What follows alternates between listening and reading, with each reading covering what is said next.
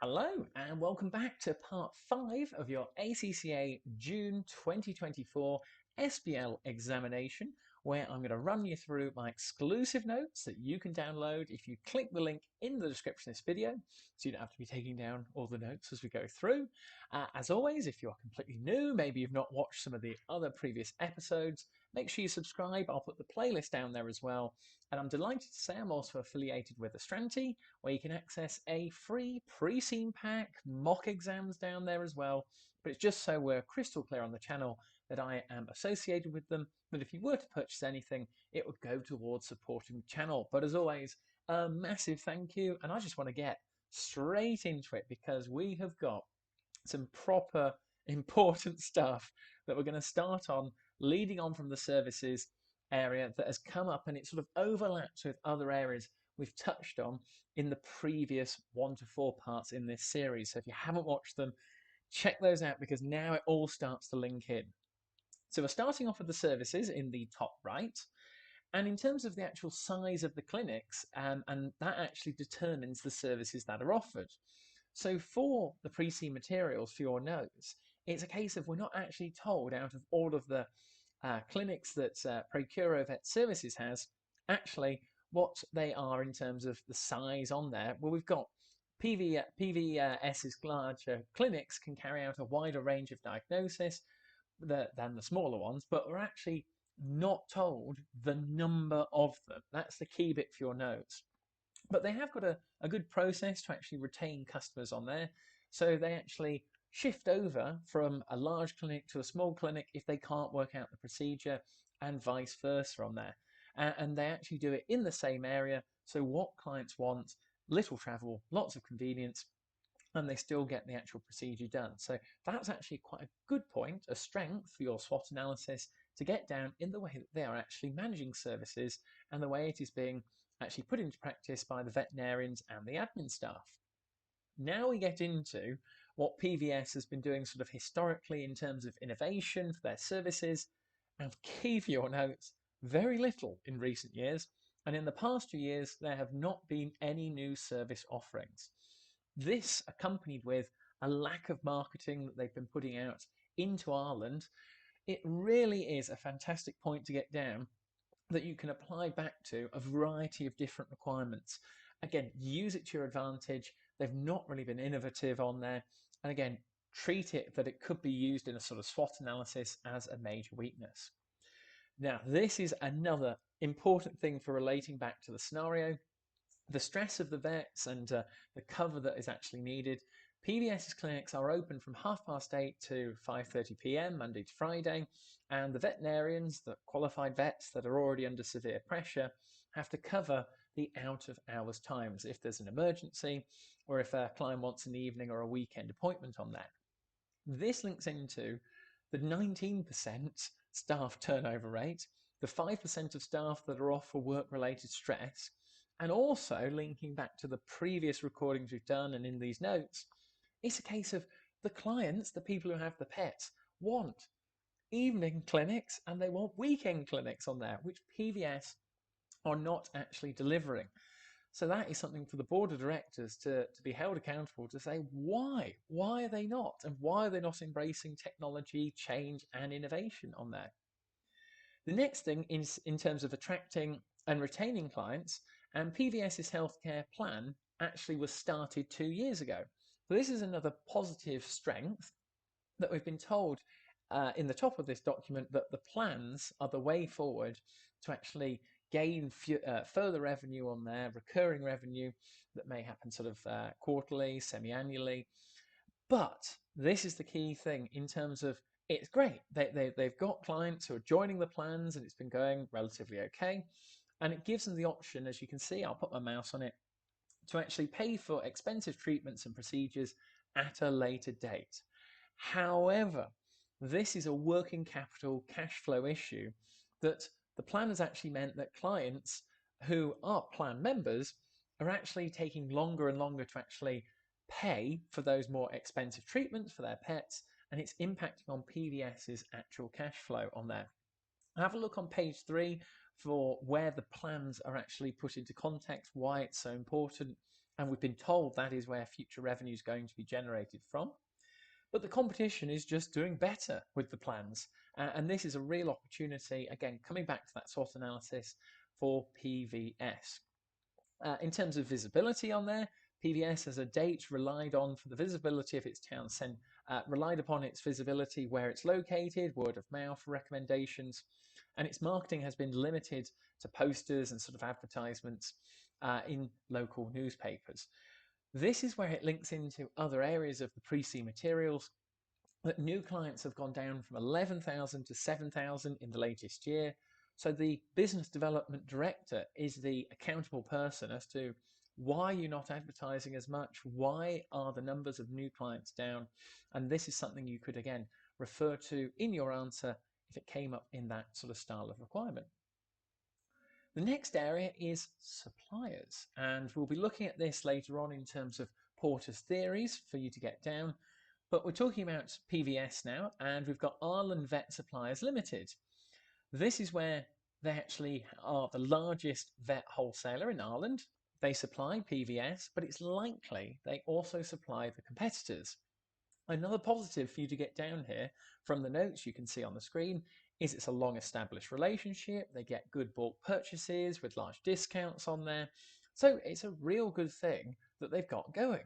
But you've got to read between the lines and say, it has to be maintained. What if something happened with that supplier and they lost the contract on there?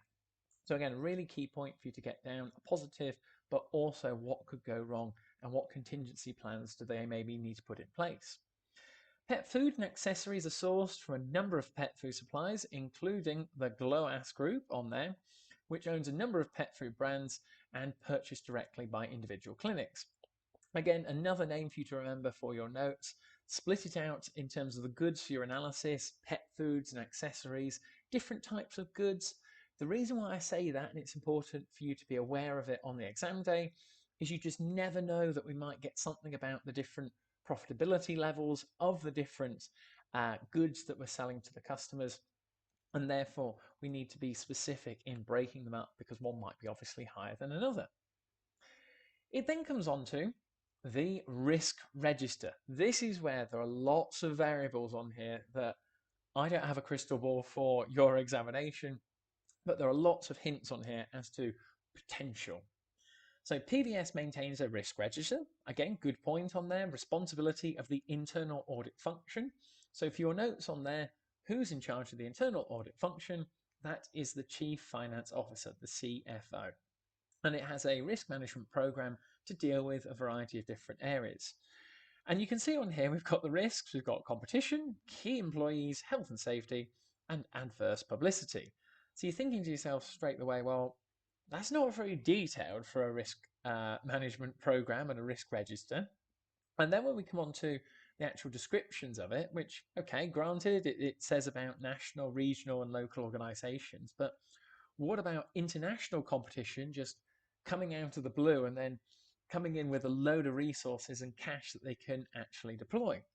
That's why I've got it as a question mark, and there's no sort of action plan as well as to, well, what are they going to maybe do about this if it was to happen? Key employees wise, we've got failure to attract and retain staff. This is going to relate to those staff turnover rates. They're currently at 19%, particularly the well sought after veterinarians because they are so pivotal to this business and they have a shortage in the market. If you haven't got veterinarians, you can't run a vet practice. Next, we have health and safety, which for your notes, key thing on there, link it to the other areas of the pre-scene notes. The HR director actually has health and safety in their remit. So anything relating to health and safety, if it came up in a requirement, refer back to that specific director. And a key note, you can see from my notes on the side there, key point to note down, not seeing any information on this and could come up in the unseen information. So failure to comply with health and safety legislation. So again, it's a what if a couple of the veterinary practices were having some major health and safety issues and it caused the death of a few animals or an employee? Who knows? But it's again a sort of like what could happen sort of situation, a moment there. And then next we have adverse publicity, again, another key area that we've just been given little glimpses of, and you think they could quite easily throw it in. We've seen it before. Let's have a look from mistakes in diagnosis and treatment. What could that lead to? Well, it could be lawsuits, it could be fines, it could be maybe them losing their license on there. There's no mention of publicity or bad press, so it could be quite a nice thing to make it like a real world scenario if it came up in your exam. And then I've just put there, could come up in the unseen information and worth noting down in the risk register as to, well, we haven't got any action plans, what to do with it on there.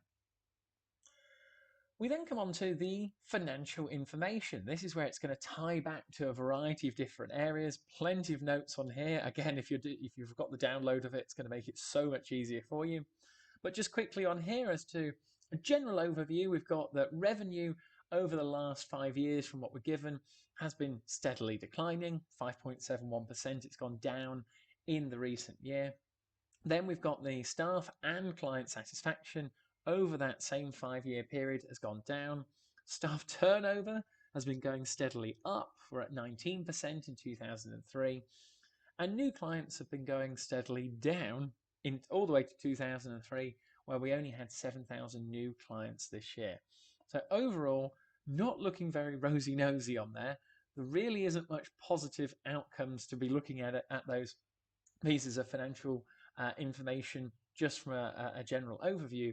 But the key thing for you to get down in your notes is this 5-year period that we're referring to in the summary.